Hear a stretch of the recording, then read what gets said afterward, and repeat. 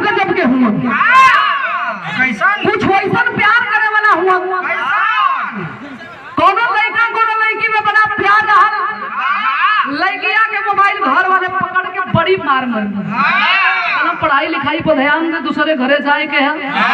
अच्छा लड़की रोग आके अपने आप के मना ले लो, लेकिन जवन लड़का रहल बड़ी ओकर बुरा स्थिति है। कबो पुअरा के गांच कन बैठ के रोवे, कबो सरसों में हल के रोवे, और रोवे तो घंटों घंटों रोते रह जाए। यही हारमोनिया वाला जैसा ओकर दोस्त रहल समझावे लगल, कहे कि रो मत, तू रोवेले तो हमरो करेजा फाटे लगेला।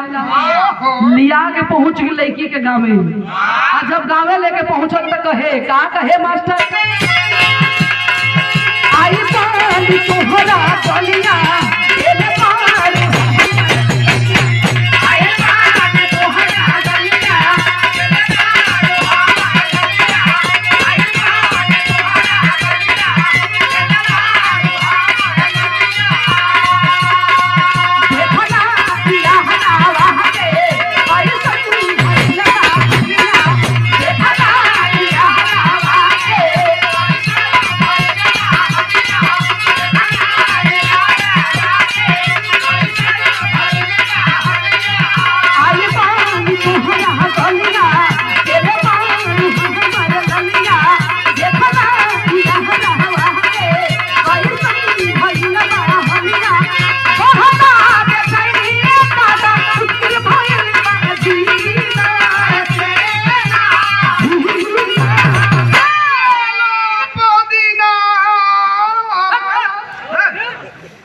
लगला पुदीना तरकारी आती है से मार दे। हम थोड़ी बेचत रहनी, हां वही जा जा के लइकवा ने बेचत रहल, वहां तू का करत रह? अरे आई है ले के गई रे, आई देखा तू देख भिंडी बेचत रह।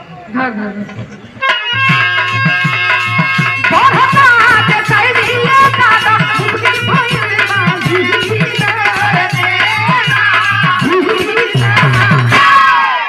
ए हो लेना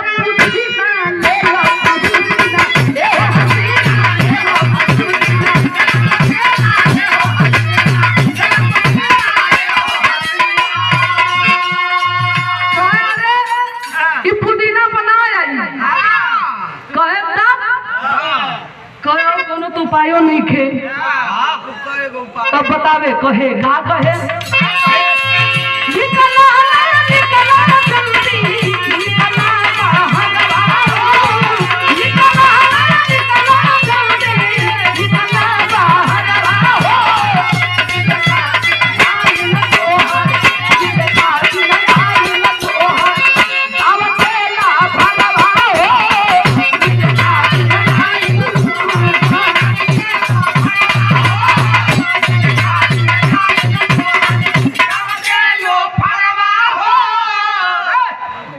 का गावत हुआ तू जोन गावत हो तोने गावते की का गावत हो मिले खाती आई तोहर गांव के लोफड़वा हो, लोफड़वा के लोभरवा, हां लोभरवा ना हां हां लोमड़वा हो।